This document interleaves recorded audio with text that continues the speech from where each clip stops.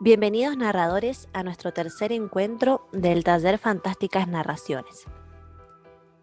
El día de hoy trabajaremos los conceptos de lugar y espacio y la construcción de la tensión narrativa. En primer lugar, tenemos que decir que en la gestación de cualquier texto de ficción es fundamental construir en primer lugar un espacio. Lotman afirma la preponderancia de la dimensión espacial en la imaginación humana.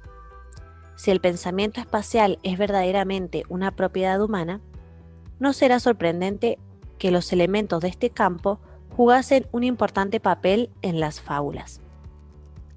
El espacio puede operar como un importante principio de estructuración de los relatos.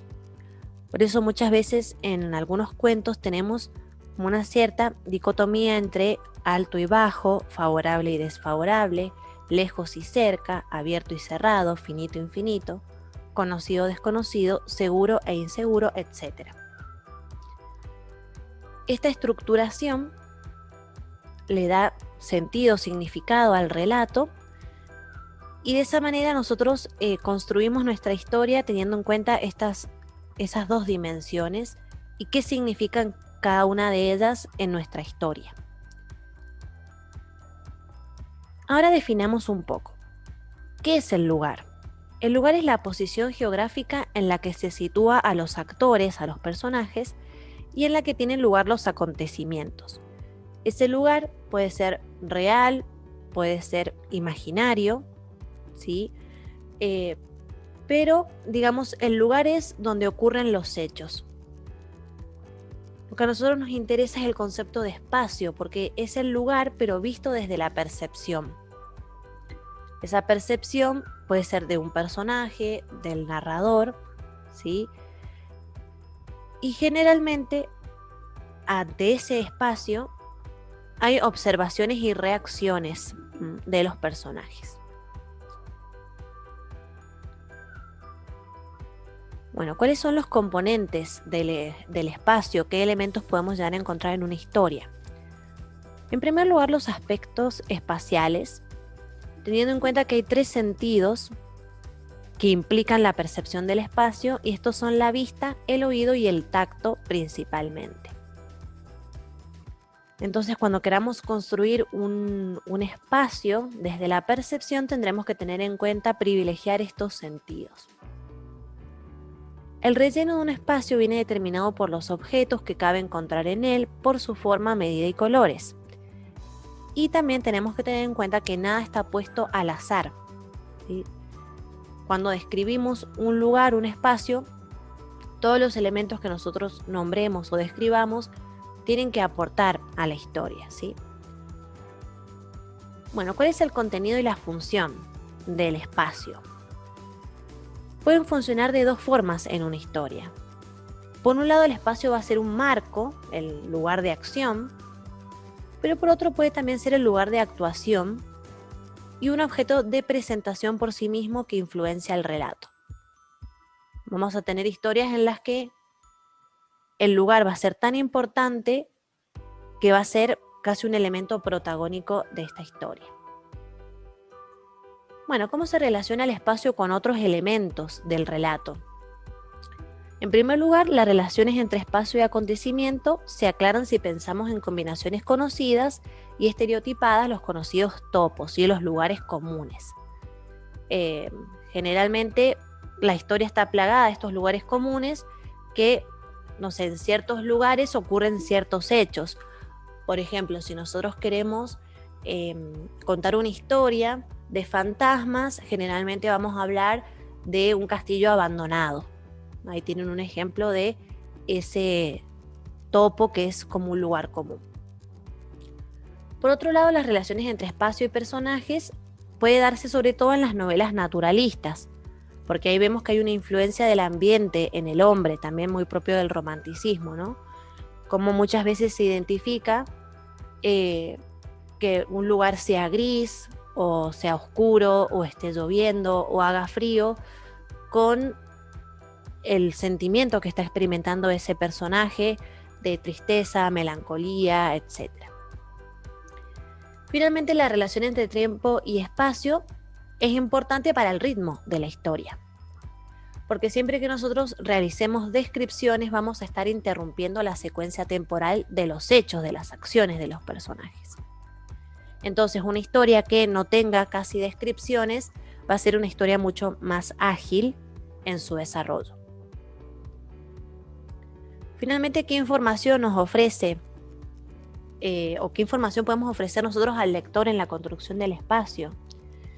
Esta información va a estar implícita en la actividad que realicen los personajes y esas formas de presentación pueden ser, por un lado, la indicación muy breve sobre los detalles del lugar, las descripciones desde el punto de percepción y las motivaciones y opiniones que puede llegar a tener el personaje del lugar donde se encuentra, y también cuando se ejecuta una acción con ese espacio vamos a poder brindar información al lector. Por ejemplo, si nuestro personaje se topa con una pared, bueno, vamos a poder tener en cuenta que está encerrado, por ejemplo.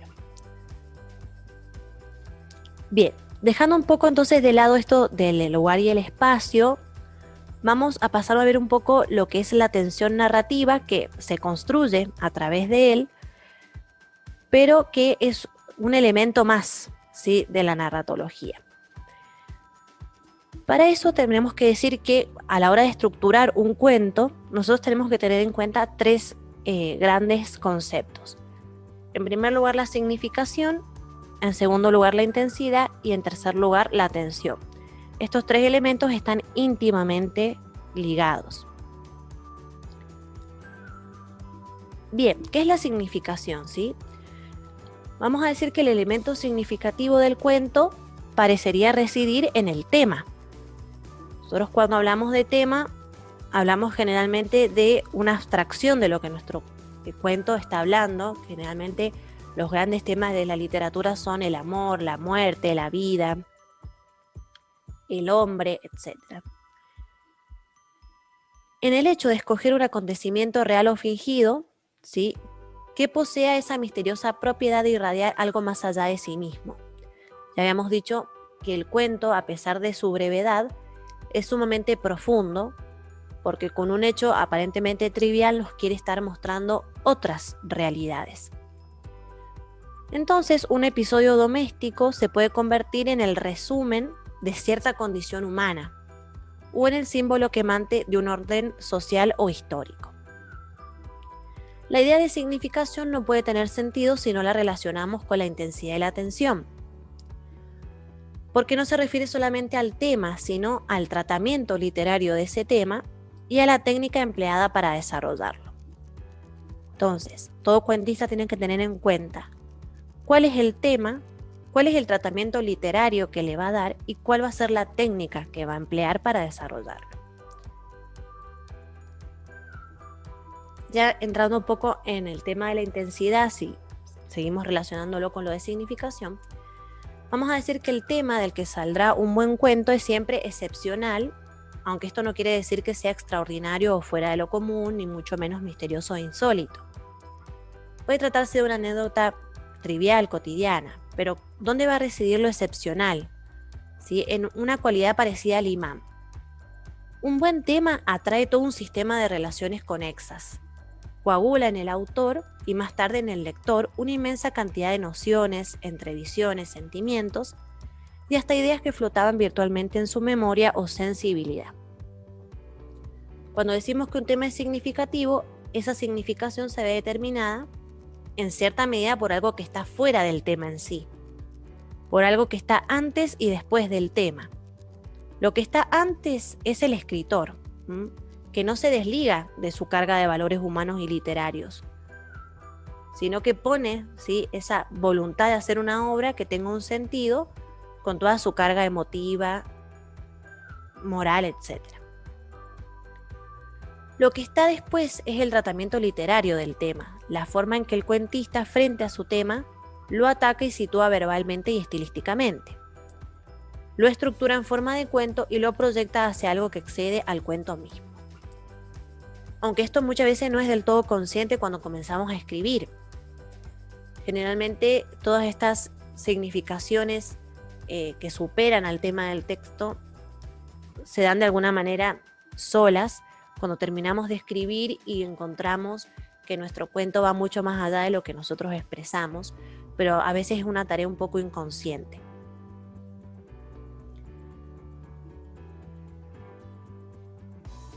Bien, como último término del proceso de la creación de un cuento tenemos siempre al lector, que va a ser el cumplimiento o fracaso del ciclo. Es entonces cuando el cuento tiene que nacer puente, pasaje, tiene que ser salto, que proyecte la significación inicial descubierta por el autor al lector.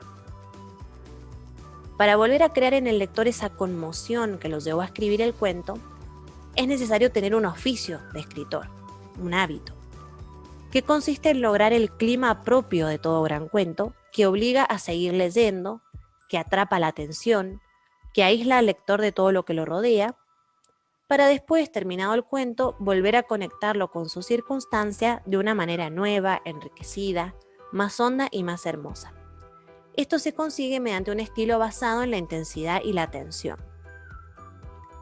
La intensidad consiste en la eliminación de todas las ideas o situaciones intermedias, de todos los rellenos o fases de transición que el género novela permite e incluso exige por su extensión, ¿verdad?